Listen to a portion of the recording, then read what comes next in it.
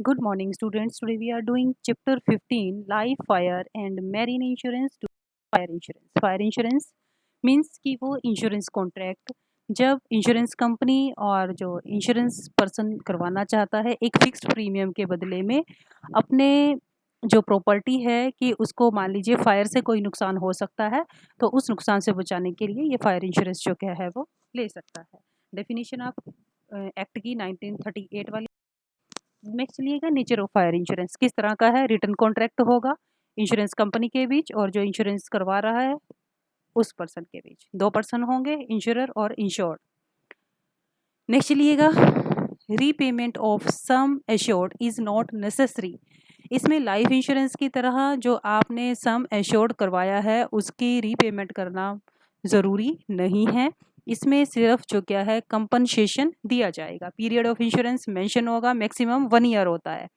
It is contract of indemnity. Fire insurance जो क्या है एक इंडेमिनिटी का कॉन्ट्रैक्ट है। मीन्स कि इसके जो बेनिफिट हैं उसको हम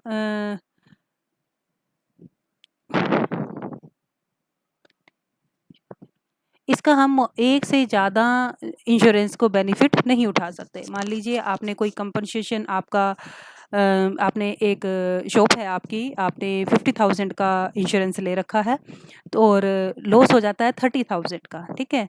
तो इंश्योरेंस कंपनी आपको 30,000 तक पे करेगी और अगर मान लीजिए आपका लॉस ज़्यादा हो जाता है 70 हो गया तब भी जो क्या है वो 50 तक पे करेगी, उससे ज़्यादा नहीं। नेक्स्ट चलेंगे ओनली प्रोटेक्शन एलिमेंट। इसमें प्रोटेक्शन एलिमेंट है, इन्वेस्टमेंट नहीं है। Use of word insurance. इस इंश्योरेंस पॉलिसी में इंश्योरेंस वर्ड का प्रयोग किया जाएगा, ना कि अश्योरेंस जो लाइफ इंश्योरेंस में होता है। Surrender value. फायर इंश्योरेंस में जो इंश्योरेंस पॉलिसी है उसकी अगर उसको कैंसिल कर दिया जाता है मैच्योरिटी पीरियड से पहले, तो इसको जो इंश्योरेंस कंपनी है वो आपको रिफंड नहीं करेगी। पर्सनल कॉन्ट्रैक्ट, ये इंश्योरेंस का जो कॉन्ट्रैक्ट है वो पर्सनल कॉन्ट्रैक्ट होता है।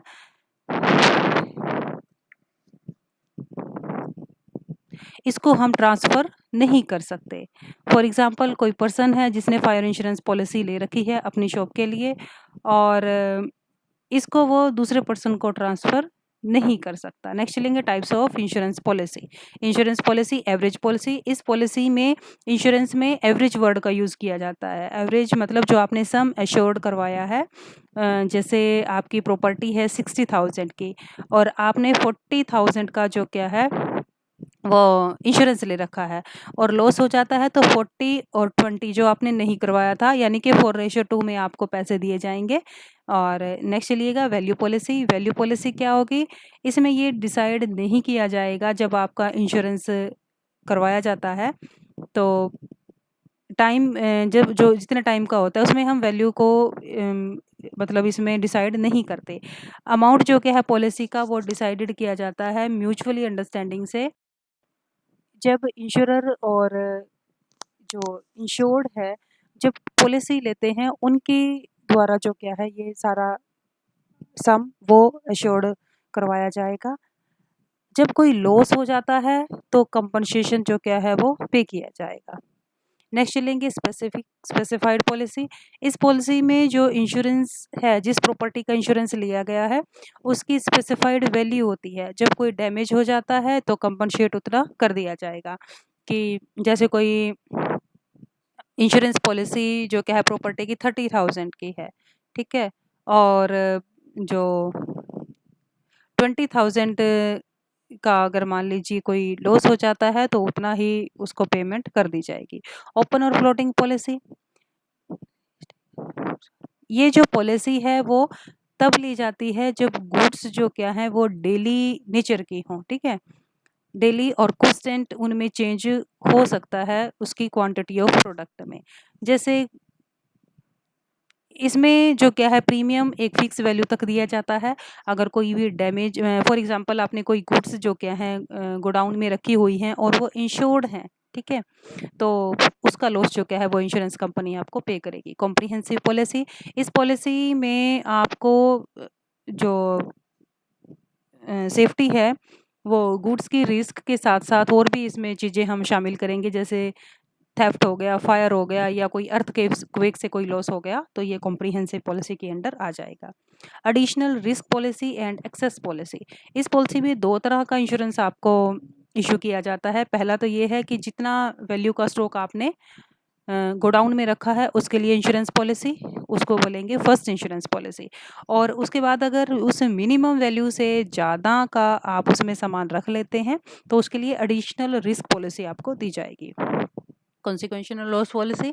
इस पॉलिसी के अंडर एक्चुअल डैमेज के लिए ही ना होकर के ये जो अदर लॉसेस होते हैं उसके लिए उसको भी इसमें हम कंपनसेट करते हैं। फॉर एग्जांपल फायर से कोई सामान ब्रेक हो गया गोडाउन में और जो स्टॉक उसमें रखा था वो सारा डैमेज हो गया, तो बिजनेसमैन को स्टॉक से तो सफ़र करना ही पड़ेगा, साथ में जितने टाइम पीरियड के लिए उसका जो बिजनेस है वो बंद हुआ है उसके लिए भी इसमें जो क्या है वो पैसे दिए जाएंगे। रीस्टेटमेंट पॉलिसी, इसके अंडर जो एसेट खराब हुई है, जिसका लॉस हुआ है, जो ख़त्म हुई है, उसको दोबारा रिकंस्ट्रक्शन करने के लिए पैसा दिया जाएगा। ब्लैंकेट पॉलिसी, इस पॉलिसी में जो फिक्स्ड और करंट एसेट्स हैं, ये दोनों के लिए लिया जा सकता है, इसलिए ब्लैंकेट पॉलिसी इसको कहा जाएगा। लास्ट है आपका ट्रांजिट पॉलिसी। ट्रांजिट पॉलिसी क्या होती है? जब गुड्स को एक जगह से दूसरी जगह पर लेकर के जाना है और रास्ते में लग रहा है आपको कि लॉस से फायर से कोई भी लॉस हो सकता है इस सामान को, तो आप इस तरह की पॉलिसी ले सकते हैं। So this is all about this topic, so you have to revise it and also note down in your notebooks. Thank you.